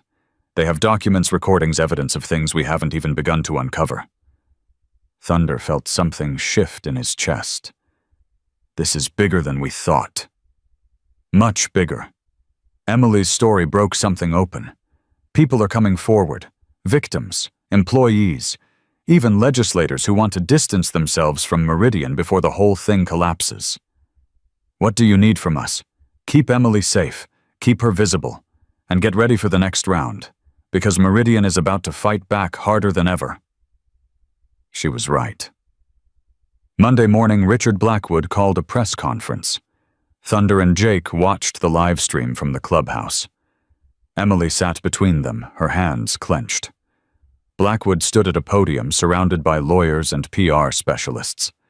His hair was perfect. His suit was impeccable. His expression was calm. "I want to address the false accusations that have been circulating in the media. Meridian Debt Solutions is a legitimate company that operates within the full bounds of the law. We provide a valuable service to hospitals and healthcare systems across this country." Emily's stomach turned. The allegations made by Emily Carter are completely unfounded. The documents presented as evidence were fabricated by a disgruntled former employee. We are pursuing legal action against everyone responsible for this coordinated smear campaign. Jake muttered something unprintable. "I want to be clear. Meridian has never targeted anyone. We have never engaged in fraudulent billing practices. We have never driven anyone to homelessness or suicide. These claims are defamatory, malicious, and completely false." Blackwood looked directly into the camera. To Emily Carter, "I understand you've been through difficult times, but blaming Meridian for your personal financial failures will not help you. We encourage you to take responsibility for your own choices and stop spreading lies about hardworking professionals who are just doing their jobs." Emily stood up. "He's blaming me. He's actually blaming me." "Emily, I almost died. I slept in parking garages for 11 months. I gave away my shelter beds because I thought I deserved to freeze. And he's standing there in his expensive suit telling the world it's my fault." Her voice cracked with rage. He drives a Porsche. He lives in a mansion. He makes $380,000 a year destroying people's lives. And I'm the one who needs to take responsibility. Thunder put a hand on her shoulder. This is exactly what they want. They want you angry. They want you to lash out so they can point at you and say, "See, she's unstable. She can't be trusted." Then what am I supposed to do? Just let him lie? No. We're going to destroy him, but we're going to do it with facts, not fury. He turned to Wolf. The 3 new whistleblowers. What do they have? Wolf looked grim. More than we imagined. One of them worked in Blackwood's office for 6 years. She has recordings. Actual audio recordings of meetings where they discussed targeting strategies. Recordings. Blackwood on tape talking about how to maximize collections from undefended targets, his exact words. These people have no lawyers, no advocates, no one watching. We can do whatever we want. Thunder smiled coldly. Get me those recordings. Today. The recordings went public, Tuesday morning. Rebecca Morrison released them through the plain dealer.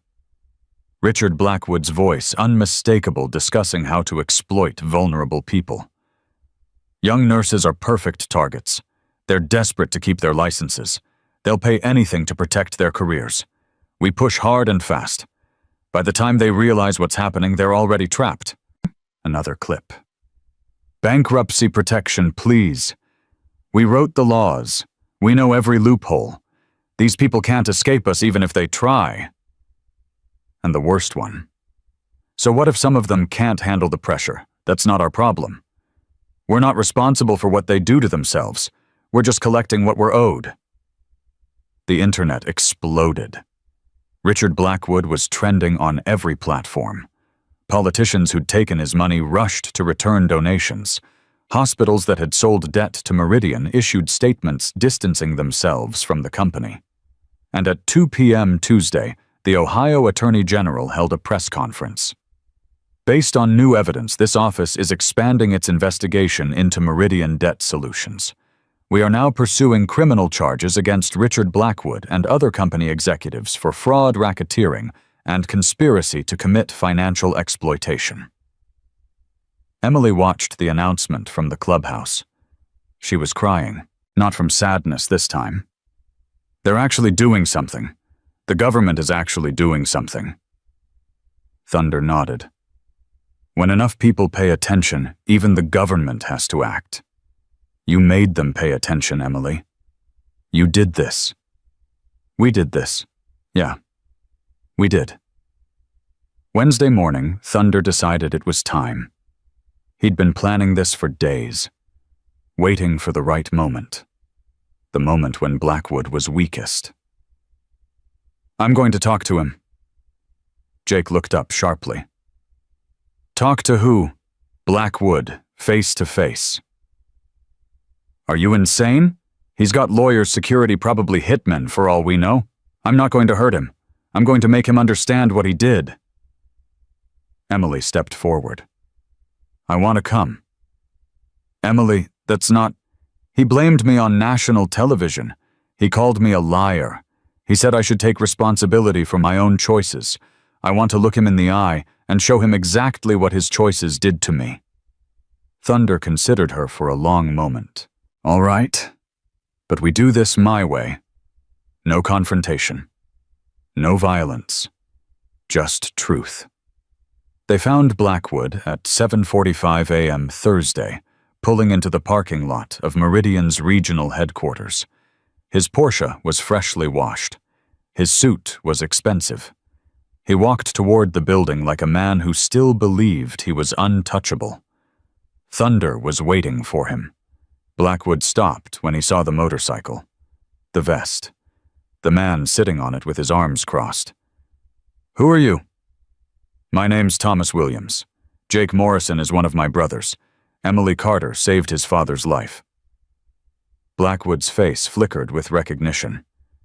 You're the bikers, the ones behind this witch hunt. We're the ones who found out what you do to people. I don't know what you think you found, But I think I found emails where you call young nurses high-value targets. I think I found recordings where you brag about writing the laws that let you exploit people. I think I found a spreadsheet tracking 17 suicide victims. CT7. Client termination.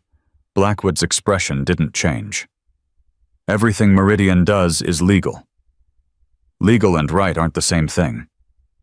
That's not my problem. I follow the law. You wrote the law. You paid politicians to pass it. Then you used it to destroy people who couldn't fight back. Thunder pulled out his phone, showed Blackwood a photo. Emily from 3 weeks ago. Skeletal. Frostbitten. Barely alive. This is what your policies look like. 23 years old. Trained to save lives. Almost died in a parking lot because you needed a bigger commission check. Blackwood glanced at the photo, then away. She made poor financial decisions. She got hit by a drunk driver. And she chose not to manage her debt responsibly. She was taking home $71 a month after you garnished her wages. That's not my fault. I don't set the rates. You set the strategy. You chose maximum garnishment. You targeted her because you knew she was vulnerable. Blackwood's patience finally cracked. Listen to me carefully. I don't destroy people. I collect debts. If people can't handle that, it's not my responsibility. The system exists because hospitals need to get paid. Healthcare costs money. Someone has to collect. Someone has to profit, you mean? Profit is what makes the world work. I'm not going to apologize for being good at my job. Emily stepped out from behind Thunder. Blackwood saw her and went still. She was 12 pounds heavier than that photo. Her color was better. She looked alive. But the look in her eyes could have cut glass. You're good at your job. Her voice was quiet, controlled. Let me tell you what your job did to me. She stepped closer. I slept in a stairwell at the hospital where I was supposed to work. I ate out of garbage cans because I couldn't afford food. I gave away my shelter bed to mothers with children because I thought I deserved to freeze more than they did. Another step. I decided to die. I picked a night. I was going to let the cold take me because I couldn't see any other way out. The system you're so proud of convinced me that I was worthless, that I didn't deserve to exist. She was right in front of him now. And you know what saved me, not your system, not your laws, not your policies. A stranger collapsed in a parking lot and I couldn't let him die. Because even when I wanted to give up on myself, I couldn't give up on someone else. Her voice cracked. That's the difference between us. I save lives. You destroy them. And you stand there in your expensive suit telling me I made poor financial decisions. Blackwood said nothing. You want to know what poor financial decisions look like? Dedicating your life to helping people and getting punished for it. Graduating nursing school and ending up homeless because a drunk driver ran a red light. Trying to pay your bills and watching a collection agency take everything anyway. She held up her old nursing license. This is who I am. A nurse. A healer. Not a case number. Not a target. Not a profit margin. And I'm going to spend the rest of my life making sure you can never do this to anyone else. Blackwood's face was stone. Are you finished? No. I want you to remember something. When you lose your job, when you lose your house, when your wife leaves and your kids are ashamed to have your name, I want you to remember this moment. I want you to remember that you had a chance to feel something, to understand what you did, and you chose not to. Emily stepped back. That's the difference between losing and being destroyed. Losing is what happens to you. Being destroyed is what you do to yourself. You destroyed yourself a long time ago, Mr. Blackwood. You just didn't know it yet. She turned and walked away. Thunder followed. Blackwood stood alone in that parking lot, watching them go. For the first time since this started, his hands were shaking. Friday brought the next blow. The Ohio State Legislature announced emergency hearings on medical debt reform. Emily was invited to testify.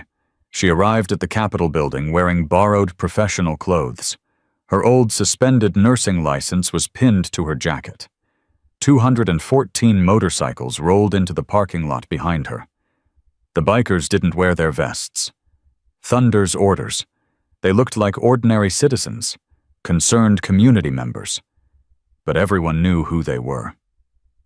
Senator David Morrison, the one who'd taken $52,000 from Meridian, tried to have the hearing postponed.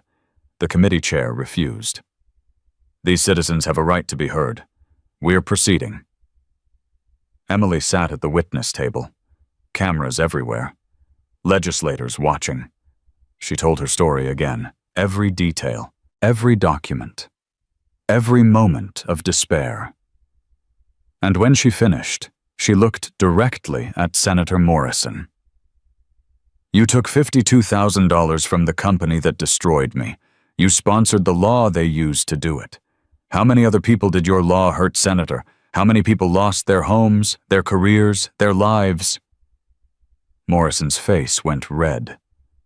That's not... I didn't know how the law would be used. You didn't ask. You took their money and passed their legislation without asking who it would hurt. And now 17 people are dead. 52 more lost everything. And you're sitting here pretending you didn't know. The gallery erupted. The committee chair had to call for order 3 times. When the hearing ended, Emily walked out of that building surrounded by men who'd started as strangers and become family. The Ohio Medical Debt Fairness Act was introduced that afternoon. By the following Monday, Richard Blackwood had been terminated by Meridian's board of directors. His severance was denied. His stock options were frozen. His professional licenses were under review. The man who'd destroyed hundreds of lives was finally facing consequences. But Emily didn't feel triumphant. She felt tired. And she felt like the fight wasn't over yet, because 52 other victims were still waiting for justice. And she'd made them a promise. 3 months passed. Spring arrived slowly. The ice melted. The days grew longer. And Emily Carter's life reassembled itself piece by piece. The first thing she got back was housing. Diesel, the chapter's firefighter, knew a landlord who owed him a favor. Studio apartment. $580 a month. First month free. Safe neighborhood. Working heat. Emily walked into that empty apartment on a Tuesday afternoon. Just her, a sleeping bag, and a box of donated clothes. She stood in the middle of the room and cried for 30 minutes. Not from sadness, from disbelief. 11 months of sleeping in stairwells. 11 months of giving away shelter beds. 11 months of believing she would never have a home again. And now she had walls. A door that locked. A place where nobody could make her leave. Shepard arrived an hour later with furniture from the clubhouse storage. A bed frame, a small couch, dishes, a coffee maker. It's not much, he said. But it's yours. It's everything. Wolf and Wrench showed up with groceries. Frost brought vitamins and protein supplements. 3 meals a day, Frost said. Doctor's orders, no skipping. I don't know how to thank you. Any of you. You already did. You survived. That's thanks enough. Medical care came next. Frost used his connections to get Emily into a clinic that treated patients regardless of ability to pay. Real appointments. Blood work, dental checkup, a nutritionist who didn't judge. She'd lost 18 pounds during her months of homelessness. Her body had been consuming itself to survive. You were maybe 2 weeks from organ failure, the nutritionist told her. Your system was shutting down. I didn't realize it was that bad. That's how malnutrition works. By the time you notice, it's almost too late. Emily went to every appointment, took every vitamin, ate every meal Frost put in front of her. She gained 12 pounds in the first month. Her face started to look like her again. The legal battle raged on without her. Wolf and the attorneys handled the class action lawsuit. 52 victims, all represented, all fighting. The Attorney General's investigation expanded. More whistleblowers came forward. More documents surfaced. More executives were named. Richard Blackwood was indicted on March 15th. Fraud, racketeering, conspiracy to commit financial exploitation. His bail was set at $2 million. He made bail. But his passport was confiscated. His assets were frozen. His wife filed for divorce 3 days later. Emily heard the news and felt nothing. She'd expected satisfaction, triumph, vindication. Instead, she just felt tired. Jake visited her apartment that evening. "You okay?" "I don't know. I thought I'd feel different. He's facing criminal charges. His life is falling apart, but I don't feel better." "What do you feel?" Emily was quiet for a long moment. "I feel like it doesn't matter what happens to him. It matters what happens to the others. The 52 victims, the 17 who died, their families. That's what I care about. Not revenge." Jake nodded slowly. "That's why you're different from him. He destroyed people for profit. You saved people for nothing.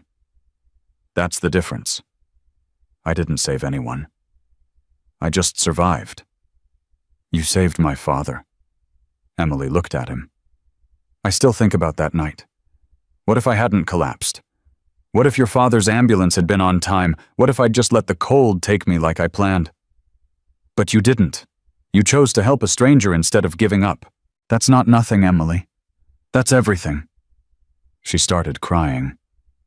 "I don't know who I am anymore. For 11 months I was just trying to survive. Now I have a home, I have food, I have people who care about me, and I don't know what to do with any of it." Jake sat beside her. "You don't have to figure it out today. You just have to keep waking up tomorrow." "What if tomorrow feels as empty as today?" "Then you wake up the day after that, and the day after that, until one morning you wake up and it doesn't feel empty anymore." Emily wiped her eyes. "Is that what happened to you? After your sister?" "No. What happened to me was anger. I woke up every day furious at a system that killed someone I loved, and I channeled that anger into fighting, into the brotherhood, into helping people like you." "Does the anger ever go away?" "No. But it changes. It becomes purpose. It becomes action. It becomes something you can use instead of something that uses you." Emily looked at her hands. The frostbite scars were fading. "I want to go back to nursing." Jake's eyes widened. "Really? That's who I am. That's who I've always been. I became a nurse because I wanted to help people, and I've been letting fear stop me from being myself." "What about your license?" "The suspension was for non-payment of administrative fees. The Attorney General's office is working to get it reinstated. All 52 of us. Anyone whose license was suspended because of Meridian's collections." "That's huge." "It's a start." 3 weeks later, Emily got a letter. She opened it with shaking hands. State of Ohio Board of Nursing. Relicense reinstatement. Dear Ms. Carter, following review of your case and pursuant to emergency provisions under the Ohio Medical Debt Fairness Act, your nursing license has been reinstated effective immediately. All administrative penalties have been waived. Your record has been expunged of any suspension notations. Emily read it 3 times. Then she called thunder. "It happened. They gave me my license back." "I know. I got a call from the Attorney General's office this morning. All 52 licenses reinstated. Full expungement." "That's incredible." "You did this, Emily. Your testimony, your courage, You changed the law. We changed it. Yeah, we did. Emily hung up and looked at the letter again. For the first time in 15 months, she felt like a nurse. The hospital settlement offer arrived in April. Mercy General's legal team had been watching the news coverage. The Meridian collapse, the legislative hearings, Emily's face on every channel. They knew they were next. The offer was substantial. Complete forgiveness of her original debt. $100,000 for pain and suffering, a public apology, and a non-disclosure agreement. Emily sat in the clubhouse reading the documents. Thunder and Jake sat across from her. "What do you think?" she asked. Thunder's voice was careful. "It's your decision. Nobody's going to judge you either way." "But what do you think?" "I think the money would change your life. $100,000 is a lot. You could pay off debts, build savings, start fresh." But that NDA means you can never talk about what happened. You can't testify against them. You can't help the other victims build their cases. You can't push for the systemic changes that would prevent this from happening to the next person. Emily looked at the papers. "They're trying to buy my silence." "Yes. They're offering me money to disappear quietly and let them keep doing this to other people." "That's exactly what they're doing." Emily picked up the settlement offer, held it for a long moment. Then she tore it in half. "Tell them no." Jake exhaled. "Are you sure? I didn't survive 11 months of hell to help them cover it up. I survived to make sure nobody else has to go through what I went through." She looked at Thunder. "We fight, all the way. Whatever it takes." Thunder smiled. "I was hoping you'd say that." The Ohio Medical Debt Fairness Act passed on May 3rd. Emily testified 3 times during the legislative hearings. She wore her nursing scrubs each time. Her reinstated license pinned to her pocket. The final vote was 94-18. Medical debt interest capped at 5%, down from 380%. Hospitals required to bill uninsured patients at the same rate as insured patients. Professional licenses cannot be suspended for debt unrelated to professional conduct. Wage garnishment for medical debt limited to 12% of income, down from 78%. Mandatory charity care programs for patients earning below 400% of the federal poverty line. Governor Michael Torres signed the bill in a ceremony at the state capitol. Emily stood beside him, surrounded by other survivors. 52 victims who had become 52 advocates. The governor handed her the pen he'd used. "You changed the law, Miss Carter." "We all did. Everyone who shared their story. Everyone who refused to stay silent. What's next for you?" Emily looked at the pen in her hand. "I'm going back to work. I'm going to be a nurse again.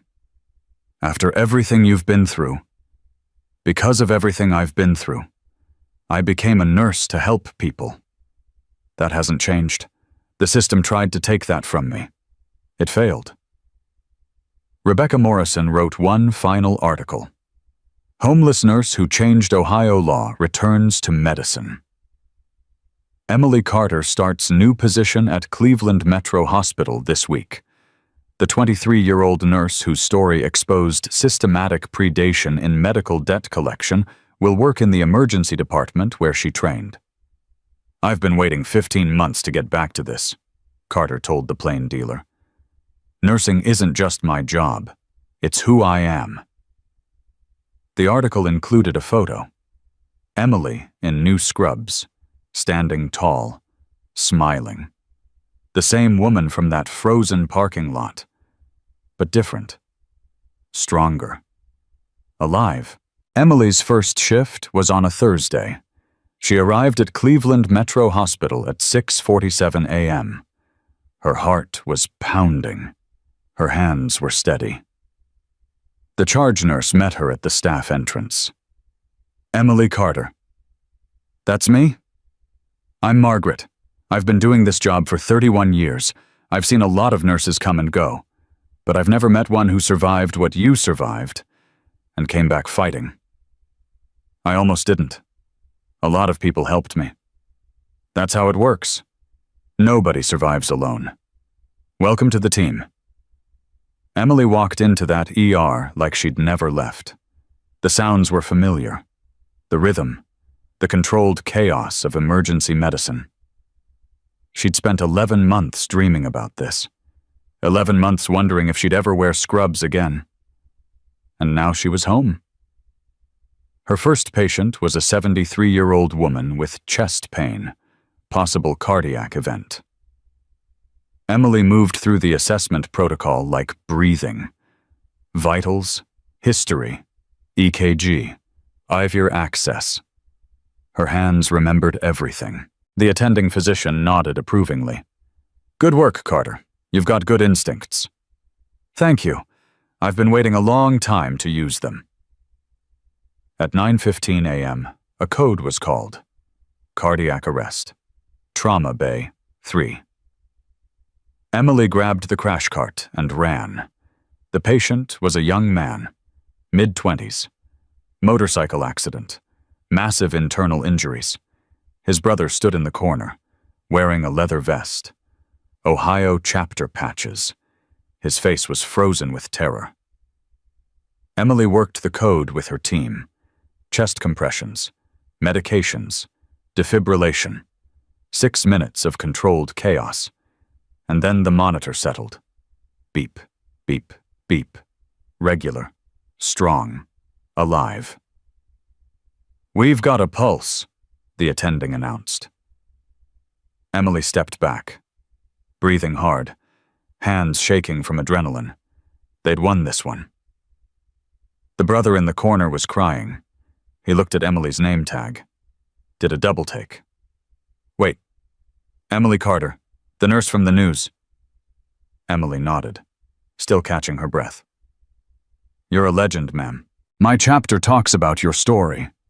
This is why we fight, they say. This is what it looks like when the system can't break someone. The system almost broke me. But it didn't. You're here. You just saved my brother's life. Emily looked at the patient. Stable now, being prepped for surgery. That's my job. It's more than a job. It's who you are. Emily felt something warm spread through her chest. Yeah. It is. The brother wiped his eyes. How do you do it after everything you've been through? How do you keep going? Emily thought about the question. I don't do it alone. Nobody does. We find people who understand, people who've lost what we've lost, and we carry it together. The bikers who helped you, the Iron Brotherhood, them and others. Nurses, doctors, patients, everyone who shows up when someone needs help. We're all the same army. Just wearing different uniforms? Emily smiled. Exactly. 10 months after that frozen night in the parking lot, Jake Morrison visited Emily's apartment. She'd decorated now. Pictures on the walls, plants on the windowsill. A real home. He noticed something sitting on her kitchen counter. Her old nursing license. The suspended one, the one he'd found in the snow. Why do you keep that? Emily picked it up, held it carefully. Because I never want to forget. Forget what? Everything. The parking lot. The cold. The nights I thought about giving up, and the night I didn't. She looked at him. I keep it because it reminds me who I was, and who I became, and the difference between them. What's the difference?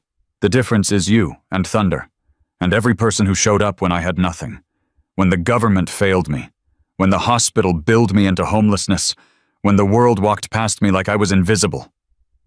Her voice cracked. You stopped. You saw me. You decided I was worth saving. Jake felt his throat tighten. You saved my father first. I saved a stranger. I didn't know he was connected to you. I just saw someone who needed help. That's the point. You helped when you didn't have to, when you had every reason to let go. That's why you deserve to be saved. Emily set down the license. I want to tell you something. Something I've been thinking about for months. What? That night in the parking lot, when I decided to let the cold take me, I wasn't sad.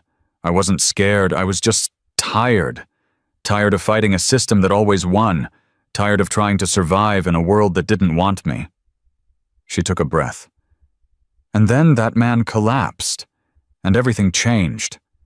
Because I realized something in that moment. Something that saved my life. What did you realize? That I still cared. About strangers. About people I'd never met. Even when I didn't care about myself anymore, I couldn't watch someone else die. Tears rolled down her face. That's the part of me that survived. The nurse, the healer, the person who runs toward emergencies instead of away from them. Everything else was broken, but that part was still there. Jake pulled her into a hug. That part is the best part. I know that now. I didn't know it then. You know it now. That's what matters. They stood there for a long moment. Finally, Emily stepped back. There's something else I need to tell you. What? The 52 victims, the class action lawsuit. It settled last week. Jake's eyes widened. What happened? Meridian's insurance company agreed to a $12.8 million payout.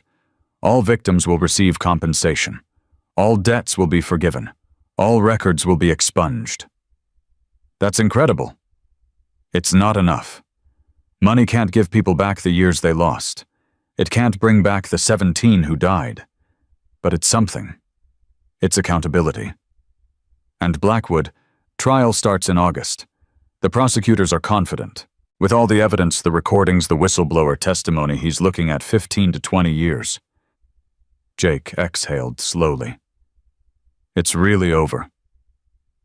No, it's really beginning. The law passed in Ohio. But there are 49 other states. Millions of other people trapped in the same system. This fight isn't over. It's just getting started. And you're going to keep fighting. We're going to keep fighting. All of us. Together. Emily walked to her window, looked out at the city. You know what I think about sometimes, the drunk driver. The one who hit me. The one who fled the scene and was never found. What about him? I used to hate him. I used to lie awake imagining what I'd say to him if I ever found him. How I'd make him understand what he did to me. And now I realize he's not the enemy. He's just one person who made one terrible choice. The real enemy is the system that took one accident and turned it into a death sentence. The billing practices, the collection agencies, the laws that protect predators instead of victims. She turned to face Jake. That's what we're fighting. Not one person, a whole broken system. And systems can be changed. We proved that. Jake nodded. The Iron Brotherhood is with you, whatever comes next. I know. And that's the other thing I realized. About family. What about it? I grew up in foster care. I never had parents, never had siblings. I thought I'd never have family. Her voice softened. But family isn't just blood. Family is the people who show up. The people who fight for you when you can't fight for yourself. The people who carry you when you can't walk. She looked at him. You're my family now. You and Thunder and Frost and Wolf and all of them. I didn't know that kind of family existed. And now I do. Jake smiled. That's what the Brotherhood is about. Finding each other. Taking care of our own. Taking care of everyone. That's what I want it to be. Not just bikers helping bikers. People helping people. Because that's how systems change. One person at a time. One act of courage at a time. Emily picked up her old suspended license one more time. This is who I was. A nurse who lost everything. She set it down next to her new active license. This is who I am now. A nurse who found everything. Because strangers decided I was worth saving. She looked at Jake. That's the story I want people to remember. Not the debt. Not the homeless months. Not the system that tried to kill me. The people who wouldn't let it. For those of you watching, there's something I need you to understand. We often judge books by their covers. We see leather vests and tattoos and roaring engines, and we feel fear. We see homeless people sleeping in doorways, and we look away. But sometimes the toughest-looking people are the only ones soft enough to care. And sometimes the people sleeping in doorways used to be heroes. Nurses, paramedics, healers, people who dedicated their lives to helping others, destroyed by a system that was supposed to protect them. Emily Carter isn't alive today because of a lawsuit. She isn't alive because a law changed. She isn't alive because a corporation was held accountable. Emily Carter is alive because one man chose not to walk away. Jake Morrison saw a stranger in need and stopped. He carried her when she couldn't walk. He fought for her when she couldn't fight. And that choice, that single act of courage, started a chain reaction that changed a state's laws. That freed 52 victims. That brought a predatory company to its knees. One person stopped. One person cared. One person decided that a stranger's life was worth saving.